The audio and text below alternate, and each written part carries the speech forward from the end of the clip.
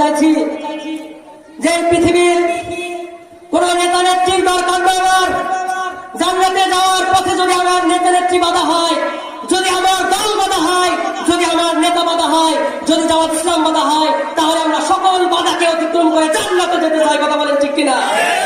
কারণ এই দুনিয়ার কোন মানুষের দরকার না, কোন দলের দরকার না, কোন নেতার দরকার না। দরকার কি? সকলের দরকার কি বলেন? বিস্মৃতভাবে সালামের জবাবটা শুনতে চাই। আসসালামু আলাইকুম ওয়া রাহমাতুল্লাহ। নাহমাদুহু ওয়া নাস্তাঈনুহু ওয়া নাস্তাগফিরুহু ওয়া নু'মিনু বিহি ওয়া নাতাওয়াক্কালু আলাইহি ওয়া নাউযু বিল্লাহি মিন শুরুরি আনফুসিনা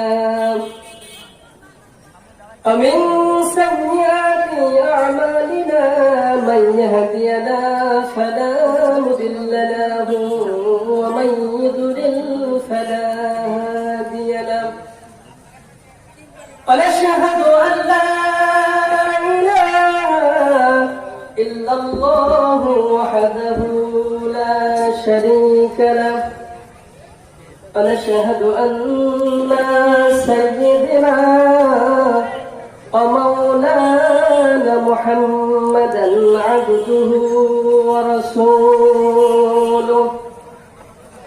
أعوذ بالله من الشيطان الرجيم. بسم الله الرحمن الرحيم.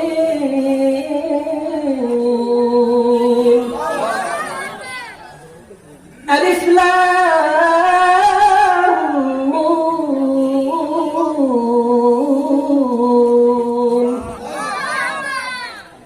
أحسب الناس أن يتركوا أن يقولوا آمنا وهم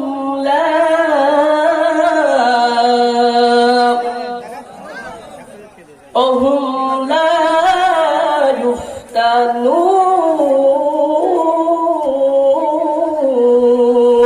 يفتنون إلى آخر الآية. وقال النبي صلى الله عليه وسلم الدنيا سجن المؤمنين وجنة الكافر. إن الله وملائكته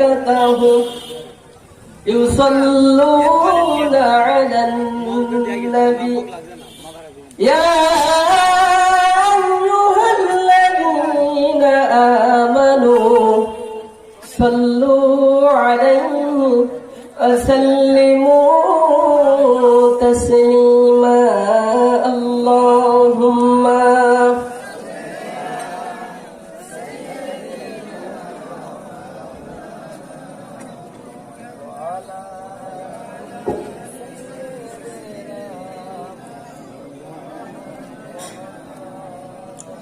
তুমি আসমানে থাকো প্রভু, আমি জমিনে, তবু তোমারি প্রেম জমে হৃদয় গহীনে।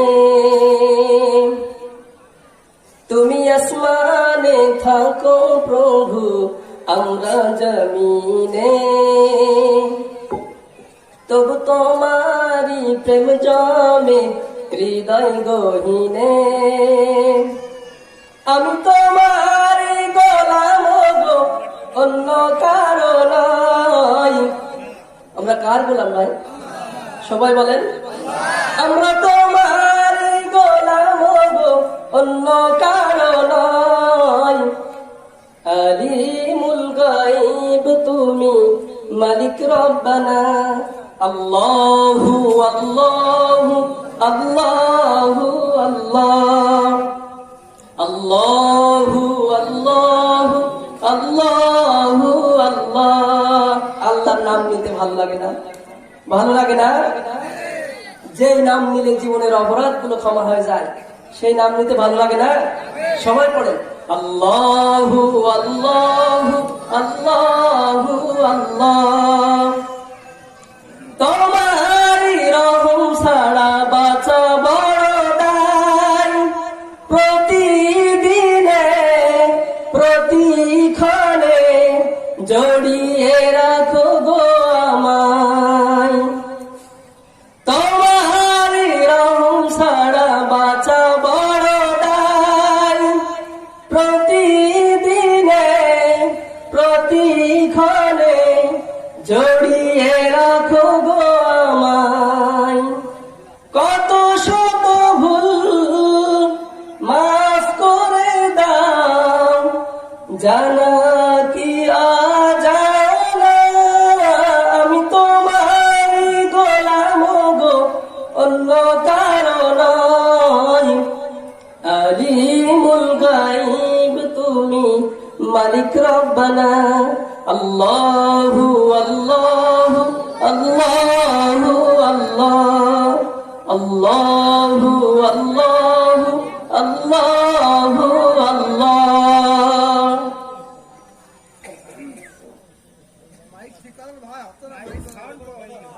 প্রিয় ভাইরা আমার, আমরা আজকের এই মোহিনীকাটি যুব সমাজের উদ্যোগে এই তাফসিরুল কোরআন মাহফিলে যে রব্বুল আলামিন আমাদেরকে দয়া করে মায়া করে এই জান্নাতের বাগানে নিয়ে আসলেন, আমরা খুশি না বেজার? আমরা খুশি। প্রিয় ভাইরা আমার, এমন একটি সময়, এমন একটি মুহূর্তে আজকের এই তাফসিরুল কোরআন মাহফিলে আমরা আসলাম, যে সময় তাম পৃথিবীর মুসলমানরা আজকে নির্যাতিত, কথা বলেন ঠিক কিনা? যে সময় তাম পৃথিবীতে মুসলমানদের উপরে নির্যাতনের স্টিম লোডার চালানো হচ্ছে, কথা বলেন ঠিক কিনা? প্রিয় ভাইরা আমার, পৃথিবীর বিভিন্ন দেশের দিকে তাকাই দেখেন, Chechnya, Bosnia, Bulgaria, Herzegovina, Palestine, Iraq, Iran, Somalia, ভারতের গুজরাট সহ বর্তমান এই পৃথিবীর বাংলাদেশ, এই ছোট্ট একটি ভূখণ্ড বাংলাদেশ, এই বাংলাদেশের মুসলমানরা আজকে নির্যাতিত, কথা বলেন ঠিক কিনা? এমন একটি সময়, এমন একটি মুহূর্তে যে রব্বুল আলামিন আমাদেরকে দয়া করে মায়া করে এই জান্নাতের টুকরায়, বিশ্বনবী বলেছেন পার্ট অফ হেভেন, যেখানে কোরআনের কথা হয়, সেটা কিসের টুকরা? জান্নাতের টুকরা। সেই জান্নাতের টুকরায় রব্বুল আলামিন আমাদেরকে নিয়ে আসলেন, আমরা খুশি না বেজার? যদি হই খুশি, আওয়াজ হবে বেশি, বলি আলহামদুলিল্লাহ। প্রিয় ভাইরা আমার, আজকে এই প্রথম বার্ষিক তাফসিরুল কোরআন মাহফিলের সম্মানিত প্রধান মেহমান, আন্তর্জাতিক খ্যাতি সম্পন্ন মুফাসসিরে কোরআন হযরত মাওলানা খায়রুল ইসলাম আজাদী, আজকের এই মাহফিলের সম্মানিত সভাপতি, আমার বাম বসে বসে আছে হাফেজ আনোয়ারুল ইসলাম। আল্লাহ রাব্বুল আলামিন তার এই গোলামকে কোরআনের খাদেম হিসেবে কবুল করেন, বলেন আমিন। প্রিয় ভাইরা আমার, আজকের এই তাফসিরুল কোরআন মাহফিলের সম্মানিত প্রধান অতিথি, বারবার নির্বাচিত পানিশালা ইউনিয়ন, এই 5 নম্বর পানিশালা ইউনিয়নের সম্মানিত সুযোগ্য চেয়ারম্যান আলহাজ মোহাম্মদ নওশাদ আলী, আল্লাহ রাব্বুল আলামিন তার এই গোলামকে ইসলামের খাদেম হিসেবে কবুল করেন, বলেন আমিন। প্রিয় ভাইরা আমার, আলোচনার প্রারম্ভে সকলের উপরে আবারও আন্তরিক সালাম জানাচ্ছি। বিভিন্ন দূর দূরান্ত থেকে আসা সম্মানিত সরলা, অবলা, পদ্মার অঞ্চলে অবস্থানরত মা এবং বোনেরা, আর আমার সামনে উপবিষ্ট প্রাণপ্রিয় যুবক ভাইরা, স্নেহের কচিকাচারা, এবং পিতৃতুল্য মুরব্বিকরান সকলের প্রতি আবারও আন্তরিক সালাম জানাচ্ছি। আসসালামু আলাইকুম ওয়া রাহমাতুল্লাহ।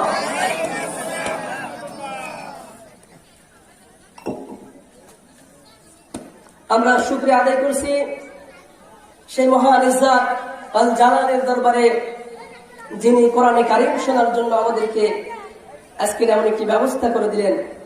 আমরা শুকরিয়া আদায় করে বলি আলহামদুলিল্লাহ। বলছি রব্বানা লাকাল হামদ হামদান কাসীরান তাইয়িবান মুবারাকান ফীহি। প্রিয় ভাইরা, শুকরিয়া আদায় করলে লাভ কি আমাদের নাকি আল্লাহর? আমাদের। এখানে যদি আমরা বসে সারা রাত কোন নেতার প্রশংসা করি, নেতার লাভ হবে, ঠিক কিনা? নেতার ভোট বাড়বে, জনগণের ভিতরে কাছে প্রিয় হবে। কিন্তু আমরা যদি আল্লাহর শুকরিয়া আদায় করি তাহলে নিজেদের লাভ। কাদের লাভ? বিশ্বাস হয়? কড়কড়ি দলিল দেন কোরআন থেকে। আল্লাহ রাব্বুল আলামিন কোরআনের কারীমের ভিতরে বলেছেন, وَمَنْ يَشْكُرْ فَإِنَّمَا يَشْكُرُ لِنَفْسِهِ وَمَنْ كَفَرَ فَإِنَّ اللَّهَ غَنِيٌّ حَمِيدٌ। আল্লাহ রাব্বুল আলামিন ডেকে বলেন, ওই পৃথিবীর লোকেরা, তোমরা যদি আমি আল্লাহ রাব্বুল আলামিন আমার প্রশংসা করো তাহলে লিনাফসিহি তোমাদের নিজেদের জন্য তোমরা প্রশংসা করলে। আমান কাফারা ফাইন্নাল্লাহা গনিয়্যুল হামিদ। পক্ষান্তরে যারা আমি আল্লাহ রাব্বুল আলামিন আমার শুকরিয়া যারা আদায় করে না, আমার প্রশংসা যারা করে না, আমি আল্লাহ আল্লাহু গনিয়্যুল হামিদ, আমি আল্লাহ হচ্ছেন ধনী। আল্লাহ কি ধনী? তাম পৃথিবীর মানুষ যদি প্রশংসা করে তাতেও আল্লাহর কিছু আসে যায় না, না করলেও কিছু আসে যায় না। আল্লাহ বলছে আল্লাহু গনিয়্যুল হামিদ, আমি হচ্ছে সবার বড়। সবার বড় কে বলেন? আল্লাহ। সবচাইতে ক্ষমতাশীল ক্ষমতাধর নেতা হচ্ছেন আমার আল্লাহ। সুবহানাল্লাহ। প্রিয় ভাইরা আমার, বিশ্বনবী সাল্লাল্লাহু আলাইহি ওয়াসাল্লাম নামাজের জামাতের ইমামতিতে দাঁড়ায় গেলেন।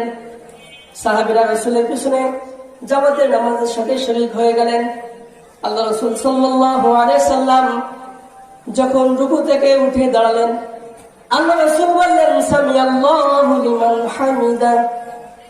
সাহাবীরা বললেন, রব্বানা লাকাল হামদ।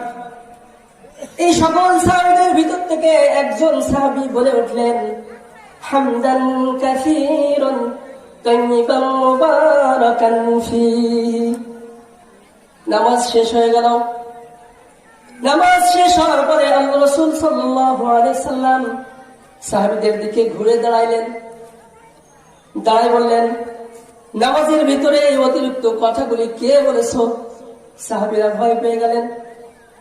ভয় সাহাবীরা কথা বলছে না। আল্লাহ রাসূল সাল্লাল্লাহু আলাইহি সাল্লাম বললেন, তোমরা স্বীকার করো নামাজের ভিতরে এই কথাগুলি কে বলেছো? আমি কিচ্ছু বলবো না। আল্লাহ রাসূল যখন অভয় বাণী দিলেন, একজন সাহাবী উঠে দাঁড়ালেন। দাঁড়ায় বললেন, ইয়া রাসূলুল্লাহ, ইয়া হাবিবাল্লাহ, নামাজের ভিতরে এই কথাগুলো আমি বলেছি। আল্লাহ রাসূল সাল্লাল্লাহু আলাইহি ওয়াসাল্লাম তখন বললেন, আমি নবী, তুমি নবী না। আমি যা দেখি তুমি তা দেখতে পাও না। তুমি যখন নামাজের ভিতরে এই অতিরিক্ত কথাগুলি যখন তুমি বলছিলে, আমি আমার নবুয়তি চোখে দেখতে পাচ্ছিলাম। এক নয়, দুই নয়, প্রায় 30 জনের মতন ফেরেশতা তোমার আমলনামায় কে কত বেশি নেকি লিখবে তার প্রতিযোগিতা শুরু করে দিয়েছে। সাহাবীরা প্রতিযোগিতা শুরু করে দিয়েছে শুধুমাত্র আল্লাহর প্রশংসা করার কারণে। কার প্রশংসা করার কারণে? কেউ যেটা দেয় না সেটা দেয় কে? কেউ যেটা পারে না সেটা কে পারে? আল্লাহ পারে। সবকিছুর ক্ষমতার মালিক তিনি। সেই জন্য সমস্ত প্রশংসা হবে সেই রবের জন্য, ঠিক কিনা? প্রশংসা কার জন্য হবে? পৃথিবীর সমস্ত মানুষ যদি সবসময় রব্বুল আলামিনের প্রশংসা করে, সারা জীবন তার প্রশংসা আদায় করে শেষ করা যাবে না। যাবে? শেষ করা যাবে না। আল্লাহ রাব্বুল আলামিন কোরআনুল কারীমের ভিতরে একটি আয়াত নাযিল করে দিয়ে তারা জবাব দিচ্ছেন, কুল লাউ কানাল বাহরু মিদাদান লিকালিমাতি রাব্বি লানাফিদাল বাহরু ক্বাবলা আন তানফাদা কালিমাতু রাব্বি ওয়ালাউ জিনা বিমিসলিহি মাদাদা। আল্লাহ রাব্বুল আলামিন বললেন, কুল লাউ কানাল বাহরু, ওহে আমার নবী, তুমি মানবতার সামনে বলে দাও, তারা যদি এই পৃথিবীতে যত সাগর মহাসাগর আছে, এই পৃথিবীতে যত পানি আছে, এই সমস্ত পানিগুলো যদি কালিতে পরিণত করে দেয়, বাইরের সাজানো পৃথিবীতে যত গাছ আছে, এই গাছগুলো যদি তারা কলমে পরিণত করে, আর যদি তারা আমি আল্লাহ রাব্বুল আলামিন আমার রবের ব্যাখ্যা লেখা শুরু করে দেয়, যদি আমার প্রশংসা তারা শুরু করে দেয়, এই পৃথিবীর কালি পানি নামক কালি দিয়ে যদি আর গাছ নামক কলম দিয়ে যদি তারা আমি আল্লাহ রাব্বুল আলামিন আমার রবের প্রশংসা করা শুরু করে দেয়, লিখতে লিখতে লিখতে এই পৃথিবীর এই পানি নামক কালি সব শেষ হয়ে যাবে, এই গাছ নামক কলম সব শেষ হয়ে যাবে, এরপরও আমি আল্লাহ রাব্বুল আলামিন আমার ব্যাখ্যা লেখা শেষ হবে না। এই হচ্ছে না আল্লাহ, যার প্রশংসা সারা জীবন আদায় করে শেষ করা যাবে না। যাবে? আমরা একটু জিকির করে আর আগে আসি, লা ইলাহা ইল্লাল্লাহ, লা ইলাহা ইল্লাল্লাহ। ভাই টাক পোকা লেগেছে নাকি এখানে? মানুষের যখন টাক পড়ে যায়, বিভিন্ন জায়গায় চুল উঠে যায়, সেরকম দেখাচ্ছে অবস্থা, মনে হচ্ছে টাক পোকা লেগেছে। কি লেগেছে?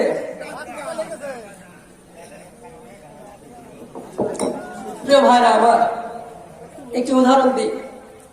গ্রামাঞ্চলে মা বোনেরা যখন মুরগির প্যাটের ভিতরে ডিম তাওয়া দেয়, এই ডিমগুলো যখন মুরগির প্যাটের ভিতরে বসায়, তো অনেকগুলো ডিম একসাথে দেয়। দেওয়ার পরে 21 দিন ওই মুরগি তাওয়া দেওয়ার পরে তারপরে কিন্তু বাচ্চা ফোটে, ঠিক কিনা?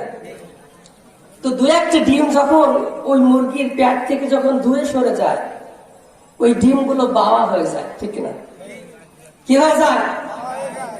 ওই ডিম থেকে কখনো বাচ্চা ফোটার সম্ভাবনা থাকে না। আমি বলতে চাচ্ছি, যারা কোরআনের এই সুন্দর মাহফিল, এই সুন্দর ব্যবস্থা ছেড়ে রাস্তার আনাচে কানাচে, দোকানপাটে, হাটে বাজারে, বিভিন্ন জায়গায় যারা ঘুরতেছে, এরা হচ্ছে বাবা মুসাল্লি। এই বাবা মুসাল্লি দিয়ে কখনো ভালো কিছু আশা করা যায় না।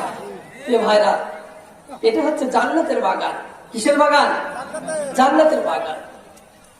প্রিয় ভাইরা আমার, যখন একটা বাস যশোর থেকে ছেড়ে চলে যায়, ওই বাসের কন্ট্রাক্টর অথবা হেল্পার বাসের গায়ে চড়াতে থাকে।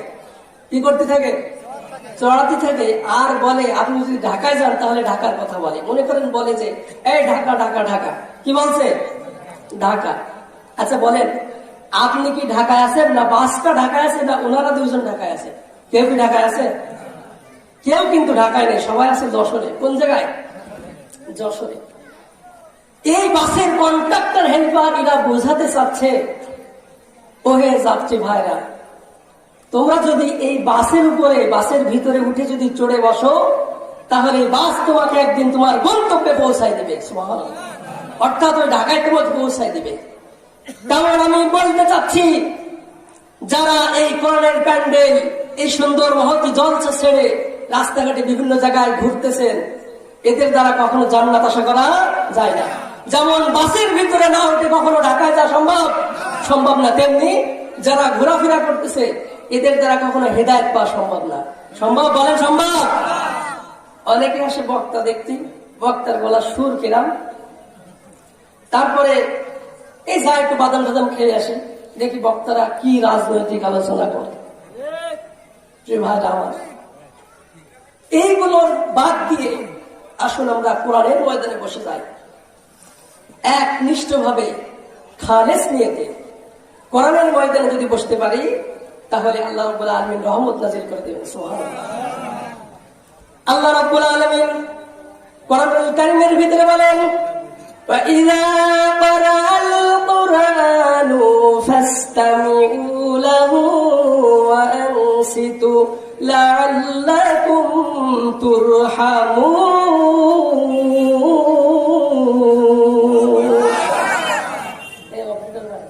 বোঝেন না কি বলছেন? আপনারা সময় ঠিক আছে? জি ভাই, আমার আওয়াজ শুনতে পাচ্ছেন আপনারা? আওয়াজ কি শোনা যায়? মাইকের আওয়াজ শোনা যায়? তাহলে একটু জবাব দিবেন। আল্লাহ বলছে যে কোরআন শোনার জন্য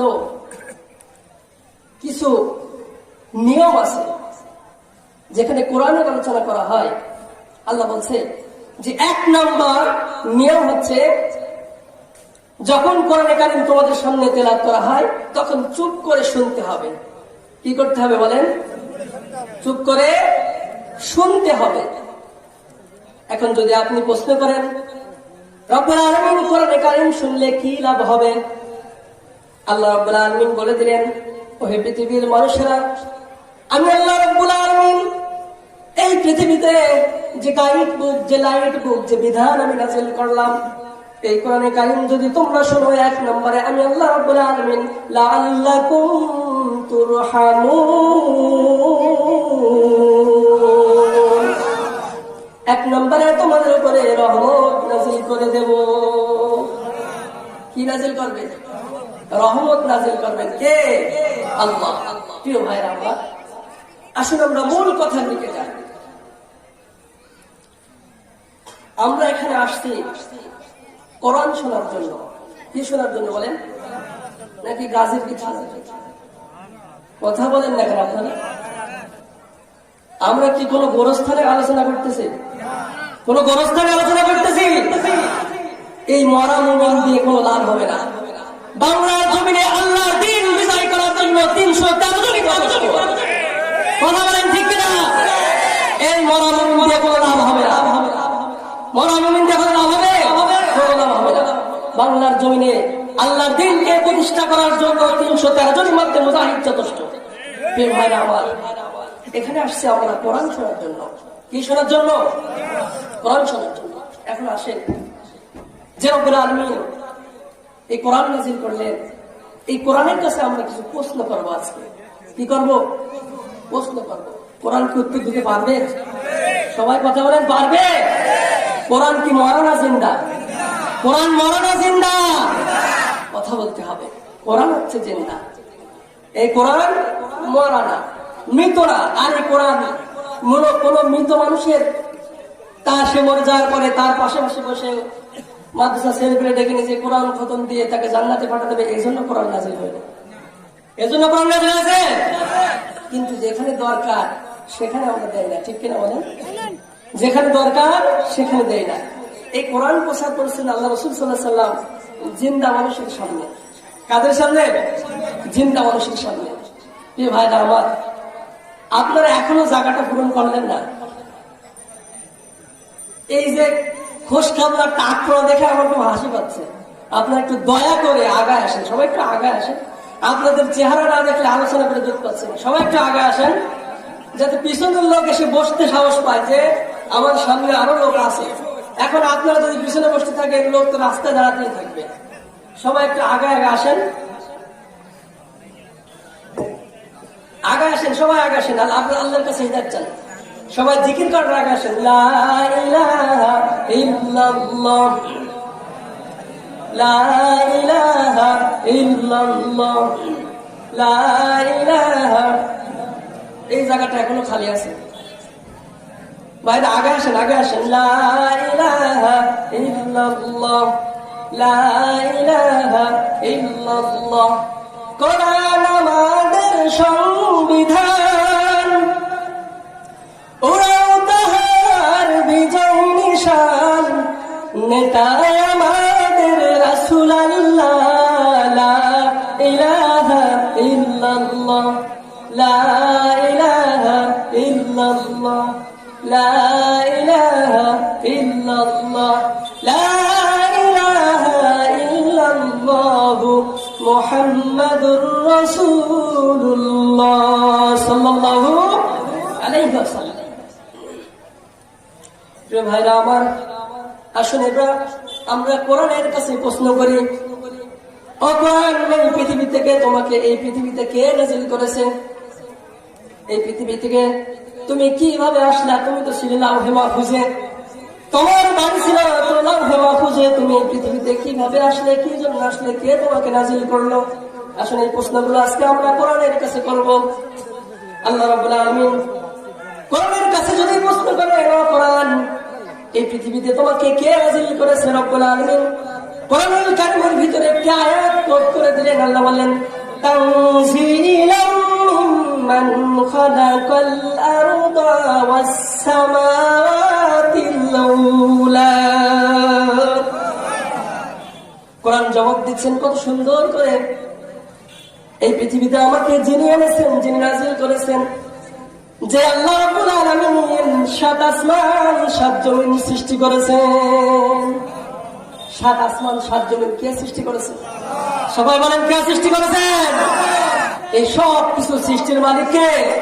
আল্লাহ। সব কিছু সৃষ্টির মালিক কে বলেন? আল্লাহ। তুমি সৃষ্টিকারী, তুমি পালনকারী, তোমার করুণা পাওয়ার আশায় ধৈর্য ধারণ করি। আল্লাহ তুমি সৃষ্টিকারী, তুমি লালনকারী, তোমার করুণা পাওয়ার আশায় ধৈর্য ধারণ করি। খোদা গো তুমি রহমান, খোদা গো তুমি রহমান, খোদা গো তুমি রহমান, খোদা গো তুমি রহমান। মারহাবা। ভাইরা আমার, কোরআনের কাছে যদি 2 নম্বর প্রশ্ন করি, ও কোরআন, এই পৃথিবীতে তুমি তো আসলে এই পৃথিবীতে ইতিপূর্বে যত গ্রন্থ, যত কিতাব নাযিল হয়েছিল, এই কিতাবগুলো সব তো তারা তাদের ধর্মগ্রন্থ, যারা তাদের ধর্ম পূজারী যারা, এরা তো সব বিকৃত করে ফেলেছে। ও কোরআন, তোমার ভিতরে কোনো ভুল আছে নাকি? প্রিয় ভাইরা আমার, এইভাবে যদি কোরআনের কাছে প্রশ্ন করেন, ও কোরআন, পৃথিবীতে যত ধর্মগ্রন্থ আছে, সমস্ত ধর্মগ্রন্থ তত্ত্বগত দিক থেকে সবকিছু বিকৃত করে ফেলেছে। কথা বলেন ঠিক কিনা? ও কোরআন, তোমাকে কি বিকৃতি করতে ফেলেছে নাকি?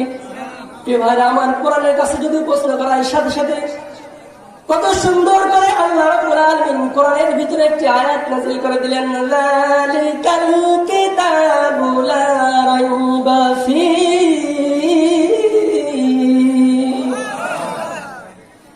এটা এমন একটা গ্রন্থ, এটা সেই কিতাব, যে কিতাবে ভুল তো দূরে থাক, এই কিতাবের ভিতরে সন্দেহের কোনো অবকাশ না আছে। সন্দেহ আছে? প্রিয় ভাইরা আমার, আল্লাহ রাব্বুল আলামিন এই কিতাবের শুরুতে তার গ্যারান্টি দিয়ে দিচ্ছেন কত সুন্দর করে।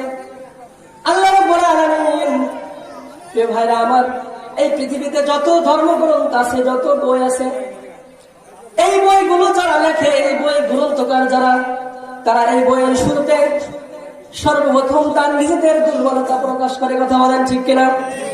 বইয়ের পাতা, প্রথম পাতা উল্টাবেন, প্রথমে লেখকের কথা থাকবে, লেখক ওখানে এক কলম লিখে দেবে। এই বইটি রচনা করতে যে, এই বইটি সংস্কার করতে যে, এই বইটি লিখতে যে অনেক ভুল ভ্রান্তি পরিলক্ষিত হয়ে থাকতে পারে। যদি কারো দৃষ্টিগোচর হয়, আমাদেরকে দেখালে পরবর্তী সংস্কারের ইহা পরিশুদ্ধ করে দিতে বাধ্য থাকিব। থাকে না এরকম কথা? থাকে কিনা? থাকে না? কিন্তু যে রব্বুল আলামিন এই কোরআন নাযিল করেছেন, সে রব্বুল আলামিন সর্বপ্রথম নিজে তার প্রশংসা দিয়ে শুরু করেছেন। কিভাবে? আল্লাহ রাব্বুল আলামিন কোরআনুল কারীমের ভিতরে সূরা ফাতিহার 1 নম্বর আয়াত নাযিল করে দিলেন, আলহামদুলিল্লাহি রাব্বিল আলামিন। সমস্ত প্রশংসা সেই একমাত্র মহান প্রতিপালকের জন্য, যিনি তামাম পৃথিবীর, যিনি রব, বিশ্ব জগতের প্রতিপালক, যিনি সে রব্বুল আলামিনের প্রশংসা। তার প্রশংসা দিয়ে আল্লাহ রাব্বুল আলামিন এই কিতাব শুরু করেছেন। এরপরে শুরুতে বিশুদ্ধতার গ্যারান্টি দিয়েছেন। আল্লাহ রাব্বুল আলামিন বলেন, যালিকাল কিতাব, এই কিতাবের ভিতরে কোনো ভুল নাই। কোনো ভুল আছে? এবার আসুন, এই পৃথিবীতে যারা মনে করে কোরআন থেকে 26টা আয়াত বাদ দেওয়া উচিত, তাদের সম্পর্কে আল্লাহ রাব্বুল আলামিন কি সুন্দর কথা বলছেন দেখেন। প্রিয় ভাইরা আমার, আল্লাহ রাব্বুল আলামিন বলছেন যে কিতাব আমি নাযিল করলাম, এই পৃথিবীতে তোমরা যারা আমার নাযিল করা কিতাবকে যারা মনে করো যে এটা মানুষের তৈরি করা মতবাদ, এটা হয়তো কোন মানুষ রচনা করেছে, এই কিতাবের ভিতরে ভুল থাকতে পারে, যদি তোমরা মনে করো, রাব্বুল আলামিন চ্যালেঞ্জ করে দিয়ে বলছেন, আল্লাহ রাব্বুল আলামিন বলেন ওয়া ইন কুনতুম ফি রাইবিন মিম্মা নাযালনা আলা আবদিনা ফাতু বিসূরাতিন মিন মিসলিহি ওয়াদু শুহাদাকুম মিন দুনিল্লাহি ইন কুনতুম সাদিকিন। কত সুন্দর করে রব্বুল আলামিন বলছেন, যারা সন্দেহ করে এটা মানুষের তৈরি করা মতবাদ, এটা কোনো জিনের কথা, এটা কোনো কবির কথা, এটা কোনো গায়কের কথা, এটা কোনো নবী, এটা কোনো নবীর কথা হতে পারে, তাদের সম্পর্কে রব্বুল আলামিন বলছেন, যদি তোমরা এটাই বিশ্বাস করে থাকো তাহলে তোমাদের সাথে আমি চ্যালেঞ্জ করছি। কি করছি? চ্যালেঞ্জ করছি। রব্বুল আলামিন বলেন, তাই যদি তোমরা মনে করে থাকো তাহলে এই কোরআনের মতো একটি কোরআন তোমরা তৈরি করে দেখাও। কে বলছেন? আল্লাহ। আল্লাহ বলছেন, ওই পৃথিবীর নাস্তিকেরা, যদি তোমরা এই কোরআন থেকে 26টা আয়াত বাদ দিতে চাও তাহলে এই কোরআনের মতো একটি কোরআন তোমরা তৈরি করে দেখাও। পেরেছে? পেরেছে? এই পৃথিবীর সূচনা লগ্ন থেকে শেষ পর্যন্ত তাম পৃথিবীর মানুষ এবং জিনেরা যদি এই কোরআনের মতো কোরআন তৈরি করার প্রচেষ্টা চালায়, পারবে? কথা বলেন, পারবে? কখনো পারবে না। এই কথা কে বলছেন? আল্লাহ বলছেন, কিন্তু তোমরা তো পারবে না কোরআনের মতো একটা কোরআন তৈরি করতে, আমি তোমাদেরকে সহজ করে দিচ্ছি। আল্লাহ বলছেন, কোরআনের মতো কোরআন তো তোমরা তৈরি করতে পারবে না, তাহলে এই কোরআনের ভিতরে সবচেয়ে সর্বকনিষ্ঠ একটা সূরা আছে, এই সূরাটার নাম কি বলেন? সূরাতুল কাউসার, মাত্র 3টা আয়াত। এই ছোট্ট একটি সূরা তোমরা তৈরি করে দেখাও, যদি তোমরা সত্যবাদী হয়ে থাকো, যদি তোমরা তোমাদের দাবিতে সত্যবাদী হয়ে থাকো, তাহলে এই ছোট্ট একটি সূরা তোমরা তৈরি করে দেখাও। রব্বুল আলামিন বলেন, ফাতু বিসূরাতিন মিন মিসলি ওয়াদু শুহাদাকুম মিন দুনিল্লাহি ইন কুনতুম সাদিকিন। আপনারা বলেন, পারবে কেউ? কোরআনের মতো ছোট্ট একটা সূরা তৈরি করতে কেউ পারবে? কথা বলেন, পারবে?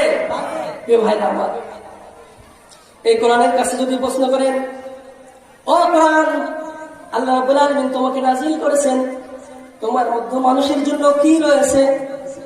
কোরআনের কাছে যদি প্রশ্ন করা হয়, তুমি আমাদের জন্য এই পৃথিবীতে কি নিয়ে এসেছো? আল্লাহ রাব্বুল আলামিন কোরআনুল কারীমের ভিতরে সুন্দর একটি আয়াত নাযিল করে দিলেন। আল্লাহ বলেন, ওয়া আনজালনা আলাইকাল কিতাবা তিবয়ানান লিকুল্লি শাইইন ওয়া হুদাও ওয়া রাহমাতাও ওয়া বুশরা লিল মুসলিমিন।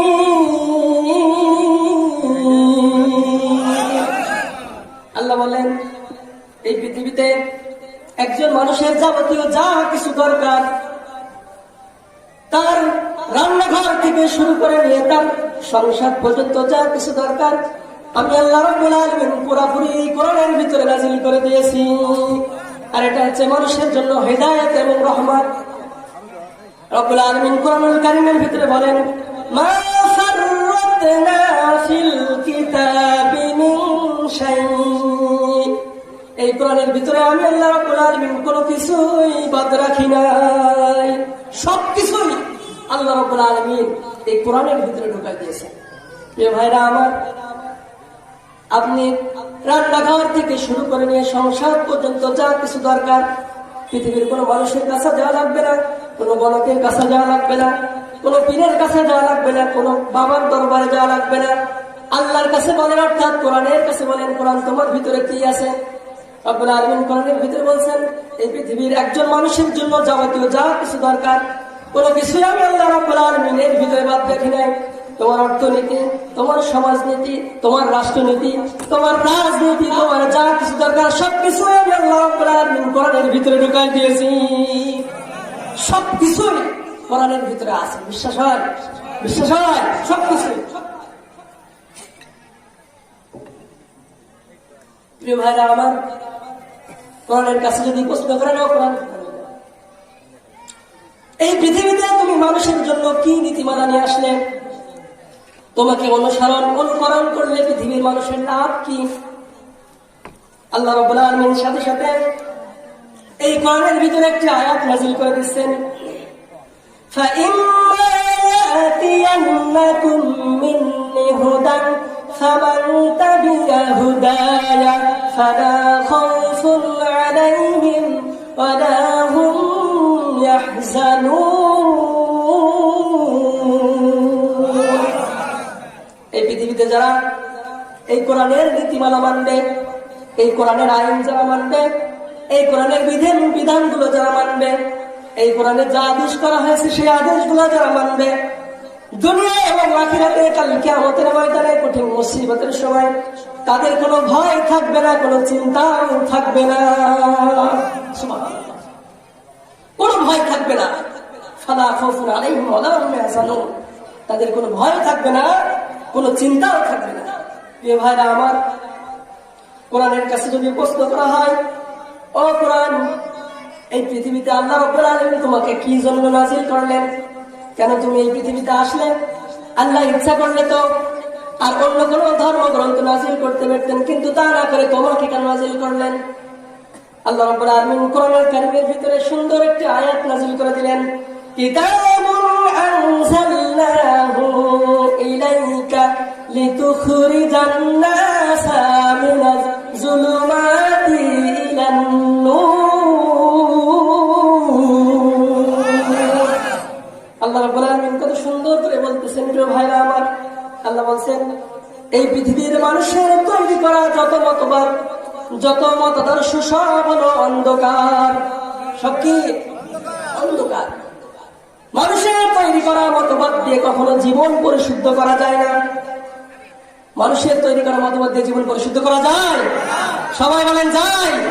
মানুষের তৈরি করা কোন মতবাদ দিয়ে মানুষের জীবনকে পরিশুদ্ধ করা যায় না, কখনো যায় না।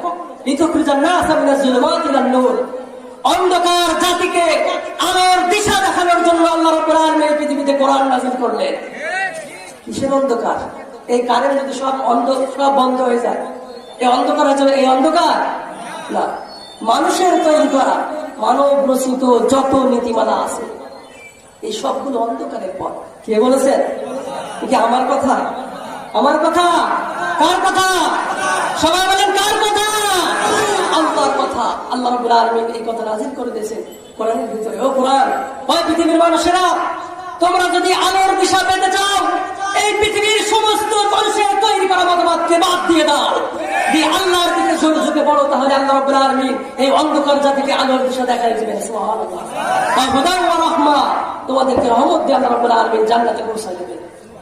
প্রিয় ভাইরা আমার, এবার যদি প্রশ্ন করেন, কোরআন, পৃথিবীতে যত ধর্মগ্রন্থ আছে প্রত্যেকটা ধর্মগ্রন্থ তো বিকৃত হয়ে যাচ্ছে।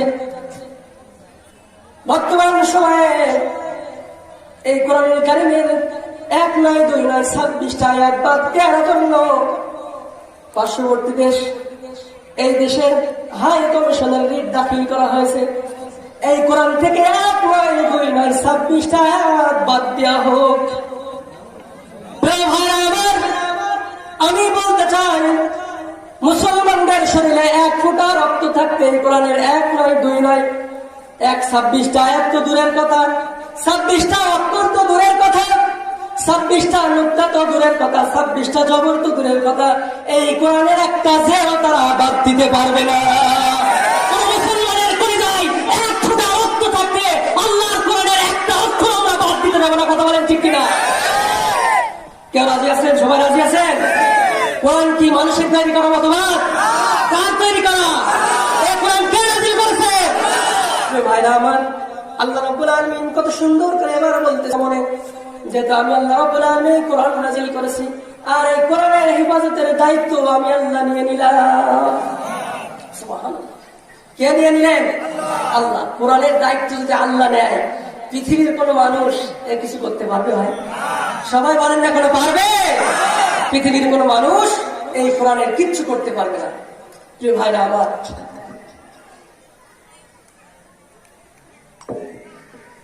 আল্লাহ রাব্বুল আলামিন এই কোরআনের ভিতরে সব দিয়ে দিয়েছেন। অর্থনীতি, সমাজনীতি, পরিবার নীতি, রাষ্ট্রনীতি, রাজনীতি, একজন মানুষের তথা জীবনের প্রতিটি পরতে পরতে প্রত্যেকটি মহলায় যা কিছু দরকার আল্লাহ রাব্বুল আলামিন সব কিছু এই কোরআনের ভিতরে কোট করে দিয়েছেন। সুবহানাল্লাহ। সব সমস্যার সমাধান দিতে পারে সবাই বলবেন না, গুনাহ হবে কোনো বলবেন। সব সমস্যার সমাধান কে দিতে পারে? আল কোরআন, অর্থাৎ আল্লাহ দিতে পারেন। আর আল্লাহর বক্তব্যই হচ্ছে কোরআন। আল্লাহর বক্তব্য কি? কোরআন। আল্লাহ রাব্বুল আলামিন বললেন, তোমরা যদি যখন যে অবস্থায়, যখন যে সমস্যার সম্মুখীন হয়ে পড়বা, পৃথিবীর কোনো মানুষের কাছে নাই, কোনো ডাক্তারের কাছে নাই, কোনো কবির কাছে নাই, কোনো নবীর কাছে নাই, সরাসরি আমি আল্লাহ রাব্বুল আলামিন আমার এই কোরআনের ভিতরে সমস্যার সমাধান খুঁজে দেখো, পাবে। কবি কি সুন্দর করে বলতেছেন, সমাধান চাও যদি জীবনে মরণে, ফিরে যাও খুঁজে নাও চোখ রাখো কোরআনে। সমাধান চাও যদি জীবনে মরণে, ফিরে যাও খুঁজে নাও চোখ রাখো কোরআনে। তবেই পাবে সুখ শান্তির ঠিকানা, যদি মেনে নাও তুমি মনে প্রাণে। সমাধান, ও সমাধান, সমাধান চাও যদি জীবনে মরণে, ফিরে যাও খুঁজে নাও চোখ রাখো কোরআনে। কোথায় চোখ রাখতে হবে? টিভির পর্দায়, স্টার জলসায়, জি বাংলায় চোখ রাখতে হবে কোথায়? কোরআনে। এই যে চির অম্লান চির মুক্তির দান, এই যে মহাবাণী খোদারি কালামে পাক। এই যে চির অম্লান চির মুক্তির দান, এই যে মহাবাণী খোদারি কালামে পাক। এই দুনিয়ার সেই দুনিয়া, মুক্তি পাবে তুমি দু জাহানে। সমাধান, ও সমাধান, সমাধান চাও যদি জীবনে মরণে, ফিরে যাও খুঁজে নাও চোখ রাখো কোরআনে। এ বাণী সকলের নয়, শুধু মুমিনের, যারাই চলবে মেনে ফল পাবে কোরআনে। এ বাণী কি শুধু মুমিনের? শুধু মুমিনের? রব্বুল আলামিন বলেন, হুদাল লিন-নাস ওয়া বাইয়িনাতিন মিনাল হুদা ওয়াল ফুরকান।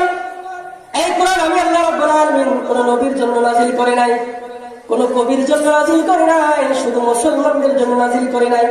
হুদাল লিন-নাস, পৃথিবীর যত মানুষ আছে, হিন্দু, বৌদ্ধ, খ্রিস্টান, চাষি, মজুর, কামার, কুমার, তেতে, সবার জন্য আল্লাহ রাব্বুল আলামিন কোরআন নাযিল করে দিয়েছেন। কোরআনের কাছে যারা আসবে তারা শান্তির পথ পেয়ে যাবে। সুবহানাল্লাহ, আমাদের বলি সুবহানাল্লাহ। এ বাণী সকলের নয়, শুধু মুমিনের, যারাই চলবে মেনে ফল পাবে কোরআনের।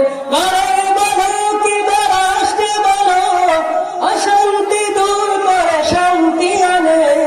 সমাধান, ও সমাধান, সমাধান চাও যদি জীবনে মরণে, ফিরে যাও বেঁচে নাও চোখ রাখো কোরআনে।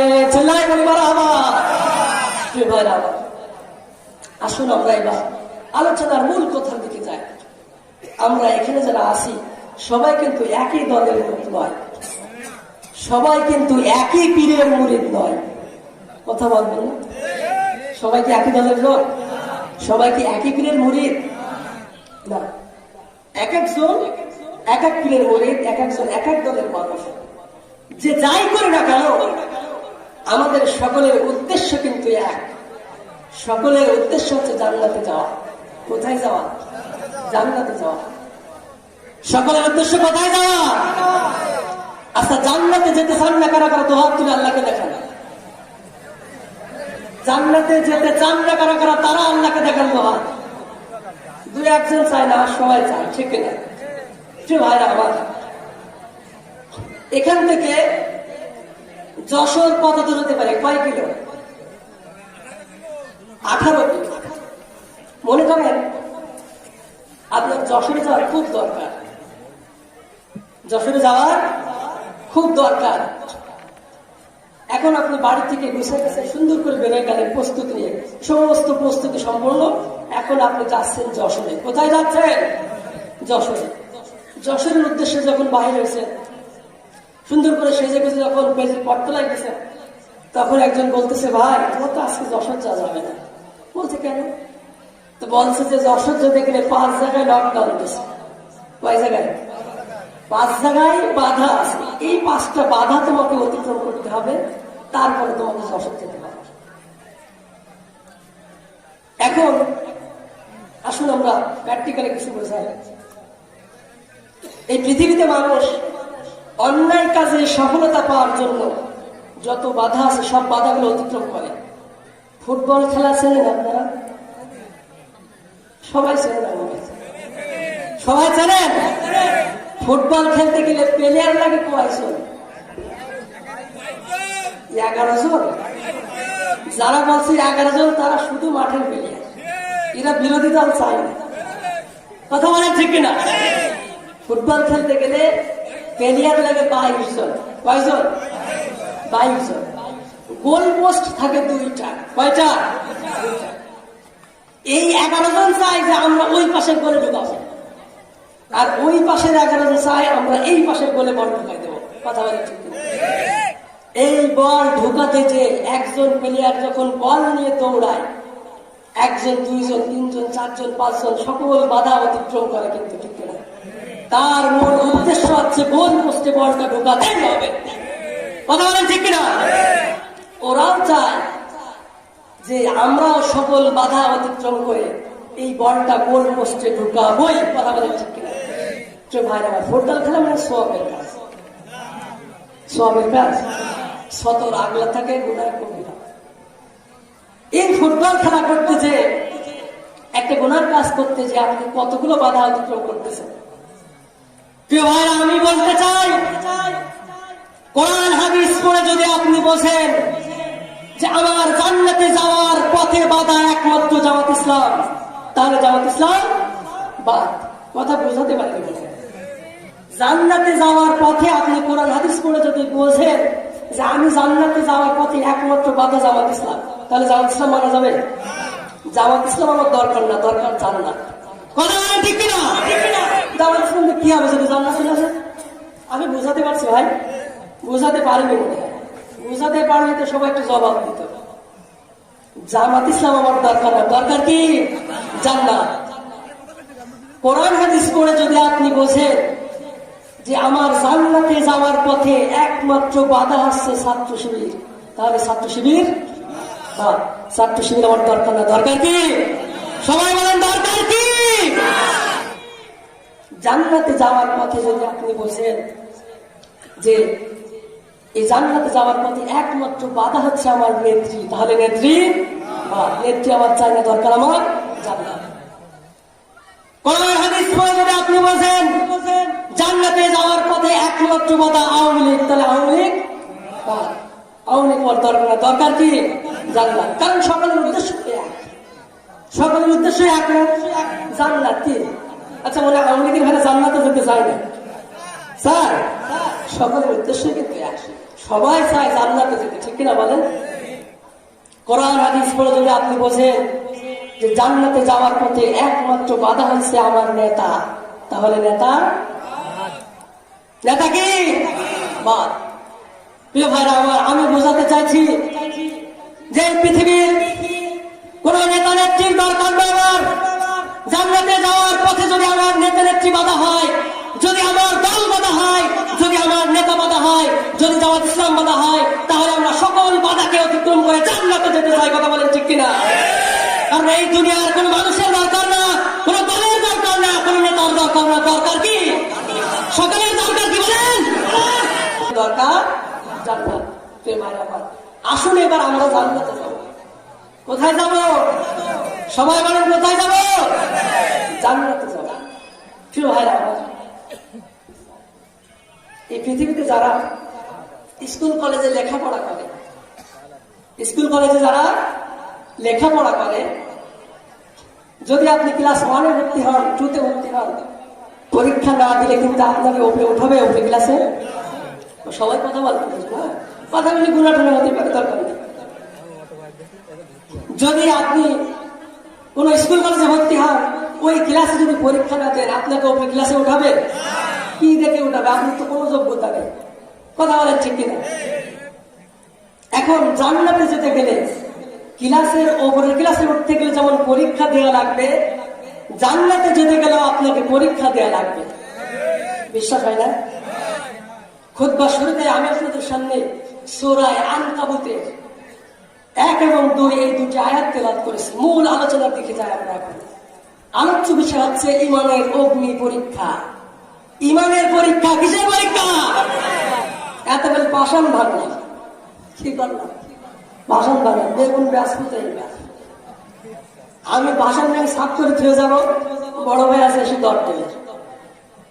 প্রিয় ভাইরা, আসুন আমরা এবার জান্নাতে যাব। কোথায় যাব? জান্নাতে যাব। এই জান্নাতে যাওয়ার পথে যত বাধাগুলো আছে, এই বাধাগুলো আমরা অতিক্রম করতে চাই কিনা?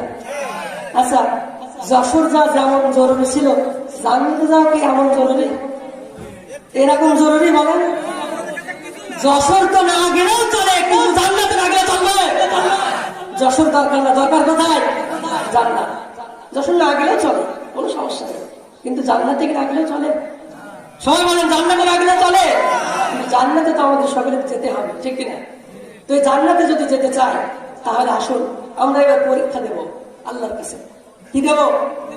পরীক্ষা দেব। পরীক্ষা যদি না দিই, জাহান্নাম থেকে আল্লাহ জান্নাতে উঠাবে না। কথা আমি বোঝাতে পারিনি, বোঝাতে পারেছি? একটু সারা দেন তাহলে।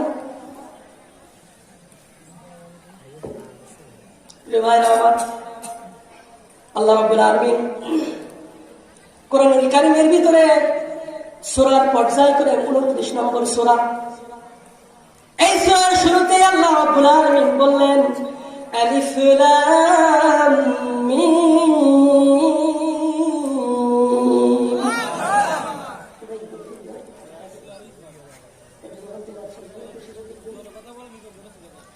আলিফ লাম মিম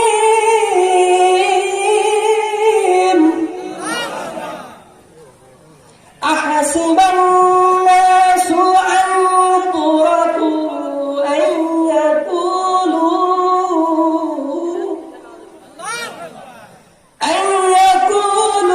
আমান্না ওয়া হুম লা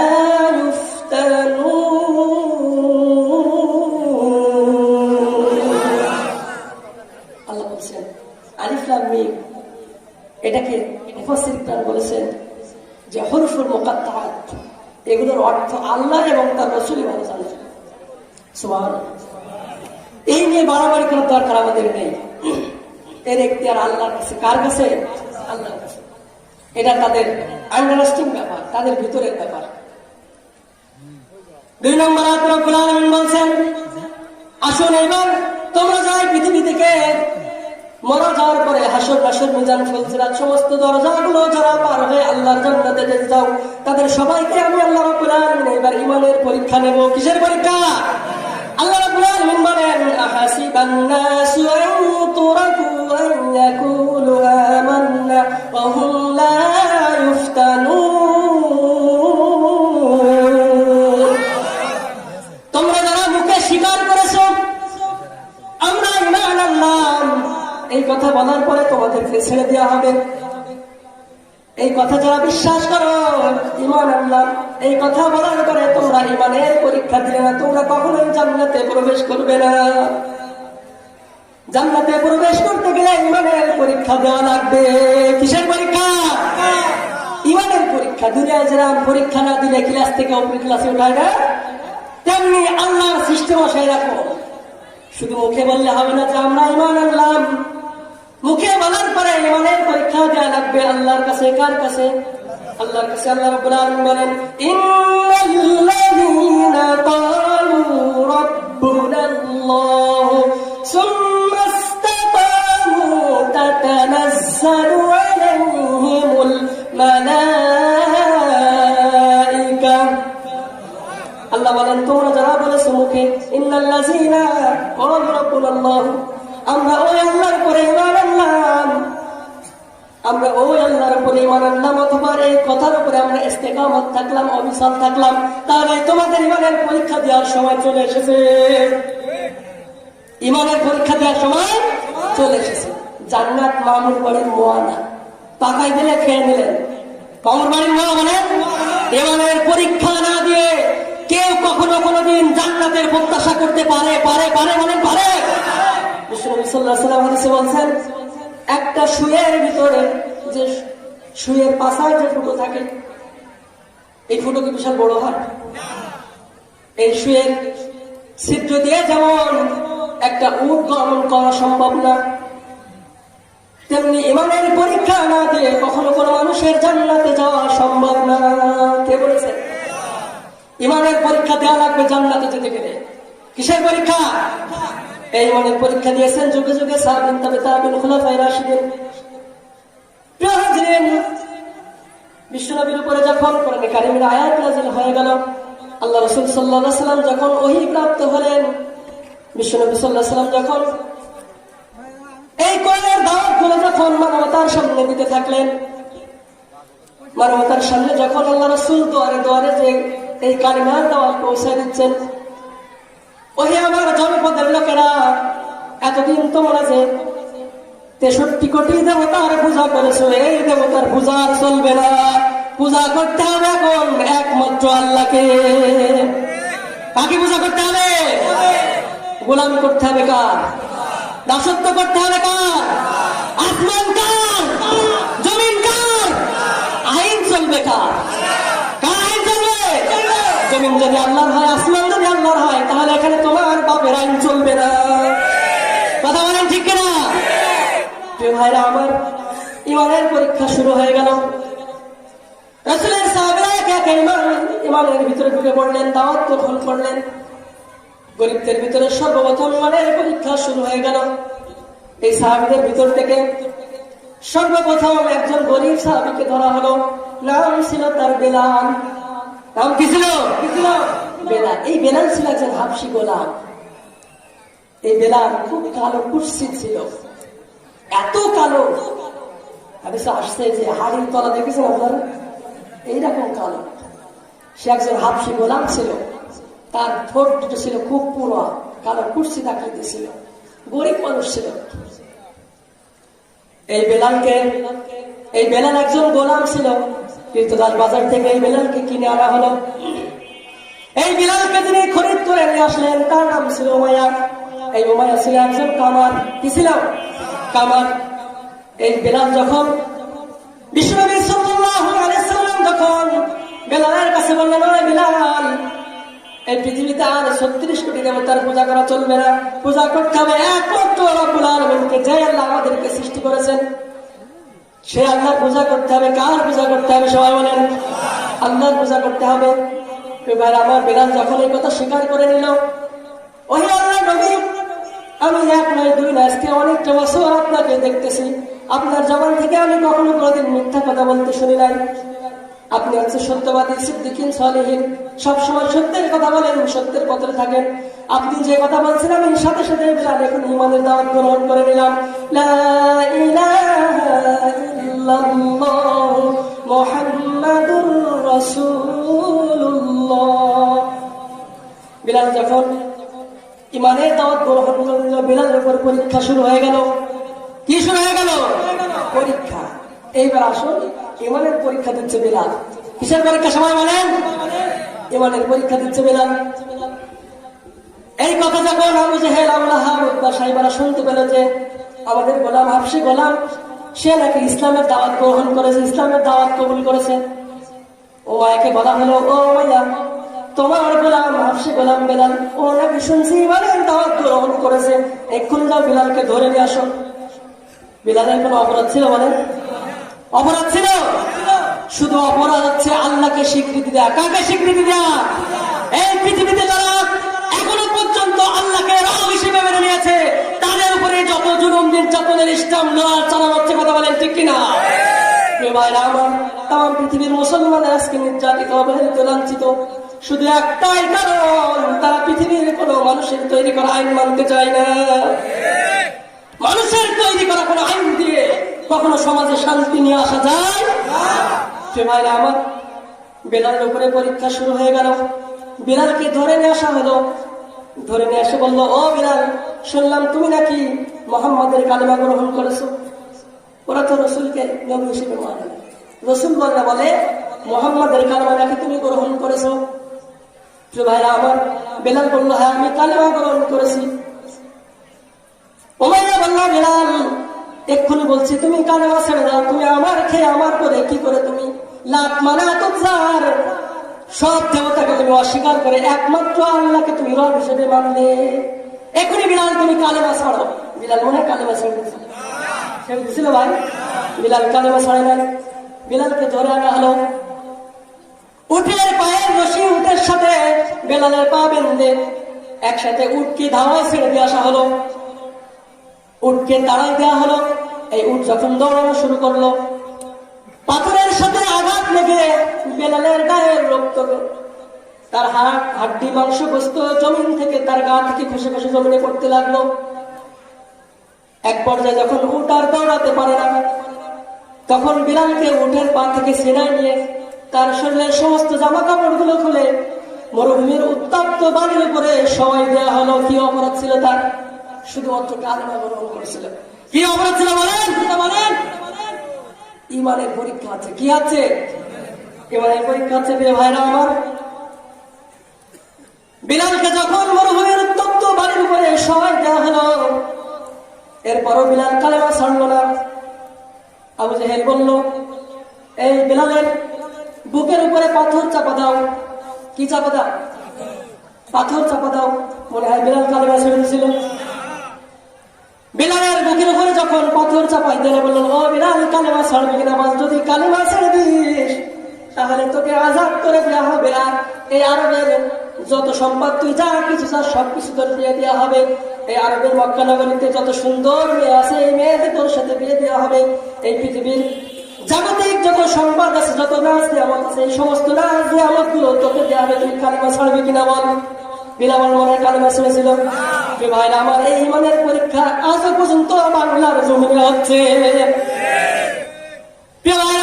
পৃথিবীতে যারা ইমান এনেছে ফাঁসির মঞ্চে দাঁড়ায় তাদেরকে জিজ্ঞাসা করা হয়েছে, এখনো যদি তোমরা মেনে নাও তাহলে তোমাদেরকে মাফ করে দেওয়া হবে।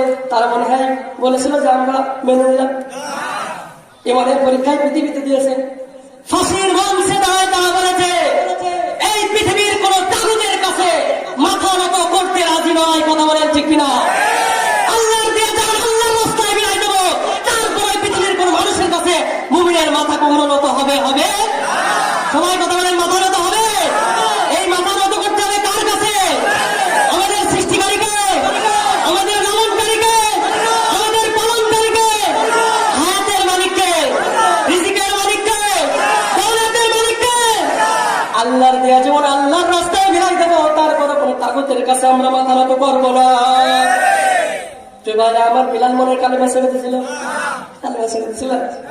বিলাল কালেমা ছাড়ে নাই। বিলাল তখন বেহুশ হয়ে গেল যখন তার বুকের উপরে বিশাল বড় পাথর চাপাই দেওয়া হলো। কাফেররা চতুর্দিকে ঘিরে দাঁড়ায় আছে। বিলালের যখন হুঁশ ফেরলো তখন আবার বললো, ও বিলাল কালেমা ছাড়বি কিনা বল। ভাইরা আমার, বেলাল আসমানের দিকে একটি হাত উঁচু করে বললেন।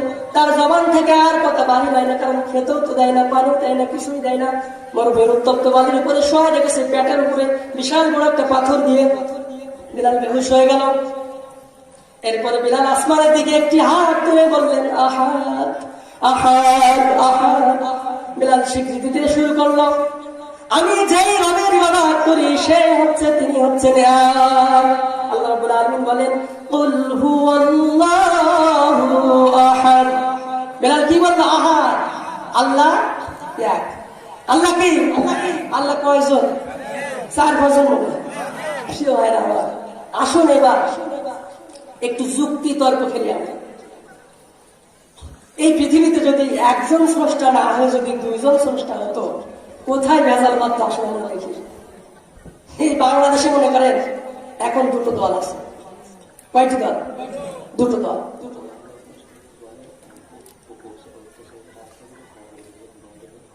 ভাইরা, আমার প্রধান বক্তা আসতেছেন, উত্তর সাইডের রাস্তাগুলো আপনারা ক্লিয়ার করেন। ভলেন্টিয়ার ভাইরা উত্তর সাইডে রাস্তাগুলো ক্লিয়ার করেন। প্রিয় ভাইরা আমার, সময় খুবই সংক্ষিপ্ত। শুধু বেলালের উপরে নয়, হযরতে খাব্বাব, হযরতে খুবাইব, হযরতে সুমাইয়া রাদিয়াল্লাহু তাআলা এই পৃথিবীতে ইমানের পরীক্ষা দিয়েছেন। স্বয়ং বিশ্বনবীর উপরে ইমানের পরীক্ষা হয়েছেন। কথা বলেন ঠিক কিনা? আল্লাহ রাসূল সাল্লাল্লাহু আলাইহি ওয়াসাল্লাম এই পৃথিবীতে মানব রূপে ইমানের পরীক্ষা দিয়েছেন। কিসের পরীক্ষা? কিসের পরীক্ষা? ইমানের পরীক্ষা। আল্লাহ রাসূল সাল্লাল্লাহু আলাইহি ওয়াসাল্লাম যখন তার উপরে যখন ওহী নাযিল হয়ে গেল, সত্য যখন প্রকাশিত হয়ে গেল, আল্লাহ রাসূল সাল্লাল্লাহু আলাইহি ওয়াসাল্লাম সাফা পর্বতের উপরে উঠে গেলেন। সংক্ষেপে করছি ঘটনা। সাফা পর্বতের ওঠার পরে আল্লাহ রাসূল সাল্লাল্লাহু আলাইহি ওয়াসাল্লাম বললেন, ওহে জনপদের লোকেরা, তোমাদেরকে আমি বলছি, এই সাফা পর্বতের ওই পাশে একদল সেনাবাহিনী তোমাদেরকে মারার জন্য দিয়ে আসছে, এই কথাকে তোমরা বিশ্বাস করবা? সকলে সমস্যায় উত্তর দিলে, হ্যাঁ আমরা অবশ্যই বিশ্বাস করবো, কারণ আমরা স্বীকৃতি দিচ্ছিলাম, আমরা স্বীকৃতি দিচ্ছি। এক নয় দুই নয়, আজকে 40টা বছর ধরে দেখছি তোমার এই জবান থেকে কখনো কোনোদিন মিথ্যা কথা বের হয় নাই। কাফেররা স্বীকৃতি দিচ্ছে। কারা দিচ্ছে? তুমি হচ্ছে আলামিন, তুমি হচ্ছে সিদ্দিকিন, তুমি হচ্ছে সব সত্যের উপরে প্রতিষ্ঠিত। তখন আল্লাহ রাসূল সাল্লাল্লাহু আলাইহি ওয়াসাল্লাম বললেন, এই কথা যদি তোমরা বলে থাকো তাহলে আমি নবী বলছি, লা ইলাহা ইল্লাল্লাহু মুহাম্মাদুর রাসূলুল্লাহ। আমি তোমাদেরকে বলছি, এই পৃথিবীতে আল্লাহ ছাড়া আর কোনো মাবুদ নেই। আমরা একদিন এই পৃথিবী থেকে ছেড়ে চলে যাবো, আমরা মারা যাবো। এরপরে কবরে আমাদেরকে প্রশ্ন করা হবে, হাসর নাসর মিজান ফুলসিরাত জান্নাত জাহান্নামের পরে সবকিছু হবে। এই কথা যখন আল্লাহ রাসূল সাল্লাল্লাহু আলাইহি ওয়াসাল্লাম বলে দিলেন, প্রিয় ভাইরা আমার, তার জনপদের লোকেরা বলল, মুহাম্মদ হয়তো পাগল হয়ে গেছে। কি হয়ে গেছে? পাগল হয়ে গেছে। তার জনপদেরা বলল, ও মুহাম্মদ, তুমি কি ক্ষমতা চাও? তুমি কি রাষ্ট্রনায়ক হতে চাও? আচ্ছা ভাই বলেন, আল্লাহ রাসূল কি রাষ্ট্রনায়ক হওয়ার জন্য দাওয়াত দিয়েছিলেন? আল্লাহর দাওয়াত, এই কোরআনের দাওয়াত, কালিমার দাওয়াত মানবতার সামনে পৌঁছায় দিলেন। তখন এবার বললেন, হে মুহাম্মদ, তুমি কি নেতা হতে চাও? প্রিয় ভাইরা আমার, এমন অবস্থায় আল্লাহ রাসূলের আপন চাচা আবু লাহাব তার পায়ের নিচ থেকে একটা পাথর তুলে রাসূলের চেহারা বরাবর মেরে দিল। যে নবীর চেহারা দেখলে মানুষের জন্য জাহান্নাম হারাম হয়ে যেত, যে নবীর চেহারা দেখে কত কাফির মুশরিক বেদিনরা ঈমান এনেছে। কথা বলেন ঠিক কিনা? যে নবীর সম্মান মর্যাদা আল্লাহর করে, যে নবী তার হাতের শাহাদাত আঙ্গুল যদি আসমানের দিকে ইশারা করতেন, আসমানের চাঁদ দ্বিখণ্ডিত হয়ে যেত। যে নবীর কথায়, যে নবী পা উঁচু করলে আল্লাহর আরশে মহল্লায় চলে যেত, সেই নবীকে জুলুম নির্যাতন করা হচ্ছে কিসের কারণে? ঈমানের দাওয়াত দেওয়ার কারণে। কিসের কারণে? ঈমানের দাওয়াত দেওয়ার কারণে। সর্বপ্রথম এই পৃথিবীতে বাধা দিল তার আপন চাচা। কি চাচা? আপন চাচা। প্রিয় ভাইরা আমার, এখনো পৃথিবীতে এই যে হুজুরদের ভিতরে গন্ডগোল। কথা বলেন ঠিক কিনা? যাদের লম্বা টুপি তারা খাটো টুপি আলাকে দেখতে পারে না, যাদের লম্বা জামা তারা খাটো জামা আলাকে দেখতে পারে না, যাদের সিরা জামা তারা গোল পাঞ্জাবি আলাকে দেখতে পারে না, এক পাগড়ি মাথায় দেওয়া না আর এক পাগড়ি মাথায় দিয়ে দেখতে পারে না। মুসলমানদের ভিতরে যদি এই হয়, কাফের মুশরিকরা তারা তো ভালো করে সুযোগ পেয়ে যাবে। কথা বলেন ঠিক কিনা? প্রিয় ভাই আমার, সময় এসেছে মুসলমানদেরকে এক হওয়ার। কি হওয়ার? এক হওয়ার সময় এসেছে। প্রিয় ভাইরা আমার, এরপরে আল্লাহ রাসূল সাল্লাল্লাহু আলাইহি ওয়াসাল্লাম তার কপাল দিয়ে রক্ত বাইরে রাখলো। কপালটা ধরে নিয়ে আল্লাহ রাসূল সাল্লাল্লাহু আলাইহি ওয়াসাল্লাম বাড়ি চলে গেলেন। আর আবু লাহাব এখান থেকে চলে গেল আবু জেহেলের কাছে। আবু জেহেলের কাছে যে বলতেছে, ও আবু জেহেল, শোনো শোনো শোনো, আজকে মুহাম্মদকে চরম আকারে শিক্ষা দিয়েছি। কি বলছে? আজকে মুহাম্মদকে তার কালিমার দাওয়াত দিয়ে ঘুষাই দিয়েছি। আবু জেহেল তখন বলছে, কি করেছো আবু লাহাব? আবু লাহাব তখন বলছে, মুহাম্মদ যখন সাফা পর্বতের উপরে কালিমার দাওয়াত দিচ্ছিল, তখন আমি একটা পাথর তুলে মুহাম্মদের কপালে মেরে দিয়েছি। সে ভাই আমার আবু জেহেল তখন যুক্তি দিল, তুমি যদি মুহাম্মদকে আরো কষ্ট দিতে চাও, আরো লাঞ্ছনা দিতে চাও, তাহলে ও আবু লাহাব, তোমার দুই পুত্র উতবা আর উতাইবা, এই দুইজনের সাথে মুহাম্মদের দুইজন কন্যা বিবাহ দেয়া আছে, যায়নাব আর রুকাইয়া। এই দুই কন্যা সন্তানকে তোমার দুই ছেলেকে বলে এক্ষুনি তালাক দিয়ে দিতে। কি করতে? এক্ষুনি তালাক দিয়ে দিতে। ভাইরা আমার, উতবা যখন এই আবু জেহেলের কাছ থেকে যখন বাড়ি চলে গেল, বুদ্ধি দিচ্ছে কে? আবু জেহেল বুদ্ধিজীবী, সমাজে বুদ্ধিজীবী কারা জানে? যাদের টাক পড়ে গেছে এরা বুদ্ধিজীবী, যাদের টাক পড়ে গেছে এরা হচ্ছে বুদ্ধিজীবী। ভাইরা আমার, পৃথিবীতে যারা শ্রমিক এদের বলে শ্রমজীবী, যারা চাকরি করে এদেরকে বলে চাকরিজীবী, আর যারা বুদ্ধি বিক্রি করে এদেরকে বলে বুদ্ধিজীবী। কথা বলেন ঠিক কিনা? ভাইরা আমার, এরপরে কি হলো? এই আবুল আহাব যখন ফিরে চলে গেল, আবুল আহাব বাড়ি চলে যে বলছে, ও আমার দুইজন সন্তান এক্ষুনি করে ঘর থেকে বাহির হয়ে আসো। মোহাম্মদকে চরম শিক্ষা দিয়েছি, তোমরা যদি মোহাম্মদকে আরো কষ্ট দিতে চাও তাহলে তোমাদের দুইজনের সাথে মোহাম্মদের যে দুইজন কন্যা বিবাহ দিয়ে আছে, এই রোকাইয়া এই জয়নাবকে এক্ষুনি তোমরা তালাক দিয়ে দাও। প্রিয় ভাইরা আমার, এই দুইজন আমার স্লিপ দিবেন না যে আপনারা সময় আছে, আমি তো কোনো ভাষণ জানছি না, আলোচনা সব তো রয়েছে। আলোচনা চলবে, কথা বলেন, আলোচনা চলবে। আমি তো শুরুই করতে পারি না, আমার স্লিপ দেবেন যে সময় আছে, তাহলে আমি সে অনুযায়ী করতে পারি। নারায়ে তাকবীর, নারায়ে তাকবীর। প্রধান বক্তার আগমন, প্রধান বক্তার আগমন। মোহিনী ঘাটির পক্ষ থেকে, মোহিনী ঘাটির পক্ষ থেকে, যুব সমাজের পক্ষ থেকে, মোহিনী ঘাটির পক্ষ থেকে, যুব সমাজের পক্ষ থেকে প্রধান বক্তার আগমন, প্রধান বক্তার আগমন। নারায়ে তাকবীর, নারায়ে তাকবীর, নারায়ে তাকবীর, নারায়ে তাকবীর। আল্লাহু আকবার। প্রধান বক্তার আগমন, শুভেচ্ছা স্বাগত। এই নদীবাসীর পক্ষ থেকে লাল গোলাপ শুভেচ্ছা। নারায়ে তাকবীর। আল্লাহু আকবার। প্রিয় ভাইরা আমার, আলোচনা চলবে নাকি শেষ করে দেবো? প্রধান মেহমান চলে আসছে, আমি মেহমানের কাছ থেকে 5 মিনিট সময় নেব মাত্র। কয় মিনিট? 5 মিনিট। আপনারা কি শুনতে রাজি আছেন? সময় বলেন রাজি আছেন? যারা রাজি আছেন তারা কারা দিচ্ছেন তো হাত তুলে আল্লাহকে দেখান। ফের ভাই হাত দেওয়া।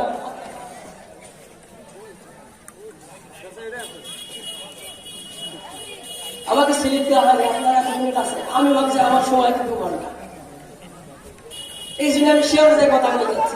অনেক কথা ছিল। প্রধান বক্তার আগমন, প্রধান বক্তার আগমন, যুব সমাজের পক্ষ থেকে লাল গোলাপ শুভেচ্ছা। কিরকম কথা বলছেন আপনারা? জোর আছেন? নারায়ে তাকবীর।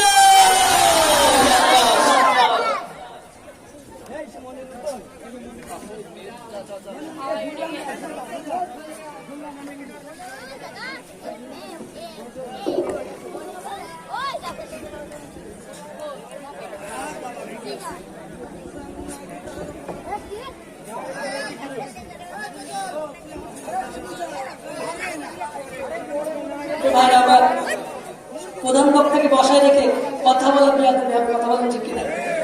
প্রধান মেহমান আমি তো আপনাদের পাশে রেখেছি, যে কোনো জিনিস আলোচনা শুনতে পারবেন, কিন্তু শুধু ঢাকা থেকে আগত আন্তর্জাতিক খ্যাতি সম্পূর্ণ উপাচ্ছেদ করা বড় ভাই খুব সুন্দর আলোচনা করে। ভাই আমার কোরআন হাদিস থেকে আপনাদেরকে কোরআনের আলোচনা শুনে আপনাদের প্রাণ ভরে দেবে। আমি আল্লাহর কাছে দোয়া করছি, আল্লাহ রাব্বুল আলামিন যেন তার জবান থেকে হেদায়েত গুলো কিছু কথা যেন তার মুখ থেকে বাহির করে দেয়, বলেন আমিন। প্রিয় ভাইরা আমার, আসুন এই পৃথিবীতে বর্তমান জুলুম, নির্যাতন, হামলা, মামলা, জেল জরিমানা চলতেছে, কথা বলেন ঠিক কিনা? এই পৃথিবীতে যারাই কোরআনের কথা বলেছে কোনো অপরাধ তাদের ছিল না, একটাই অপরাধ, শুধু আল্লাহকে স্বীকৃতি দেওয়া, কোরআনকে এই পৃথিবীর রাষ্ট্র ক্ষমতায় নিয়ে যাওয়া। যে পৃথিবীর কোন মানুষের তৈরি করা মতবাদ দিয়ে কখনো এই সমাজে শান্তি আনা যায় না, কথা বলেন ঠিক কিনা? আলেম উলামারা কারোর পাকা ধানে বই দিতে আসে না। আলেম উলামারা চায় আল্লাহর জমিনে আল্লাহর দিন কায়েম হোক, কথা বলেন ঠিক কিনা? আল্লাহর জমিনে যদি আল্লাহর দিন কায়েম হয়ে যায় আমাদের কোনো সমস্যা? আপনাদের কোনো সমস্যা? আল্লাহর জমিনে যদি আল্লাহর দিন কায়েম হয়ে যায় এই জমিনে কোনো চোর থাকবে না, কোন সন্ত্রাস থাকবে না, কোন চাঁদাবাজি থাকবে না। কোরআনের কথাগুলো সবাই মন ভরে শুনবে, কথা বলেন ঠিক কিনা? কিন্তু বর্তমান সময় আমরা দেখেছি মাওলানা এম হাসিবুর রহমান কোরআন থেকে কথা বলতেছেন, এক কোরআনের মাইক কেড়ে বলছে আমি গুন্ডা। কি বলেছে? আমি গুন্ডা। এই ভাইরা আমার, এই গুন্ডাকে কেউ জুতা পিটা করতে সাহস পেলে না। সে বলেছে যে আমি গুন্ডা। কি বলেছে? কোরআন তেলাওয়াত হচ্ছে, মাইক কেড়ে নিয়ে বলছে আমি গুন্ডা। সে তো গুন্ডা, এই কথা বলেন ঠিক কিনা? এই ভাইরা আমার, আসলে আমরা কি চাই? আলেম ওলামারা কি চাই? আমরা কোনো পাকা ধানে বই দিতে আসি না।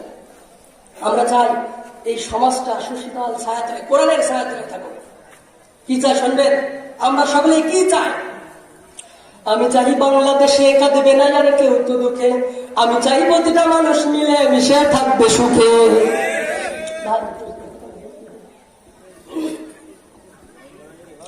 আমি চাই বাংলাদেশে কাঁদবে না আর কেউ তো দুঃখে, আমি চাই প্রতিটা মানুষ মিলে মিশে থাকবে সুখে। আমি চাই বিক্ষোভ ঘুরবে না কেউ কারো দ্বারে, আমি চাই কাঁদবে না কখনো কারো না হারে। আমি চাই বাংলাদেশে কাঁদবে না আর কেউ তো দুঃখে, আমি চাই প্রতিটা মানুষ মিলে মিশে থাকবে সুখে।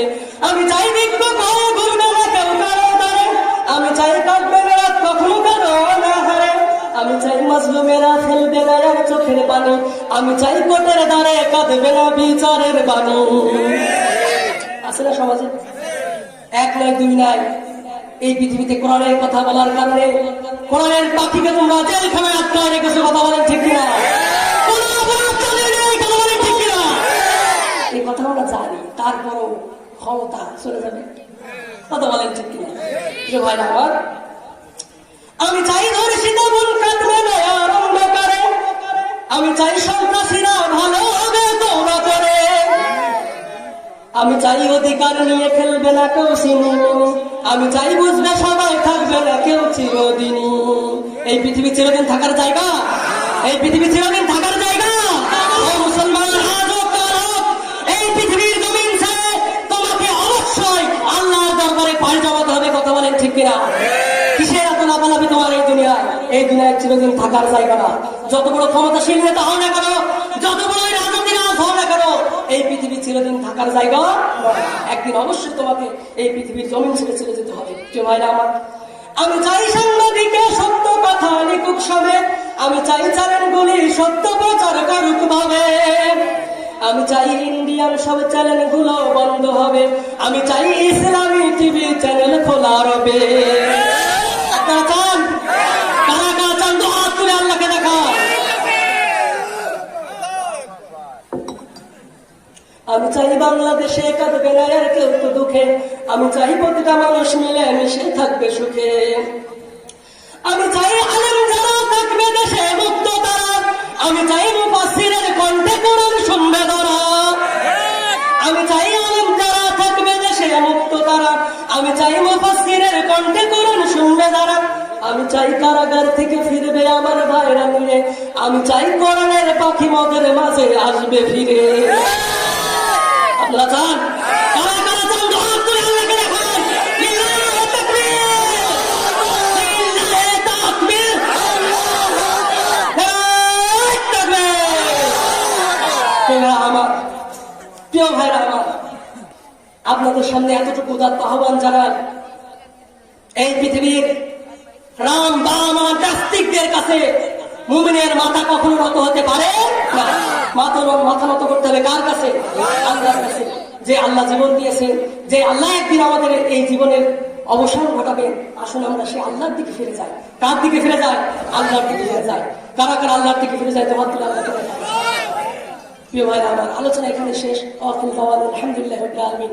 অনেক কথা বলতে চেয়েছিলাম আপনাদের সামনে, সময় স্বল্পতার কারণে বলতে পারলাম না। যে কথাগুলো বলেছি ক্ষমা সুন্দর দৃষ্টিতে দেখবেন, আমার জন্য সময় দেওয়া থাকবেন।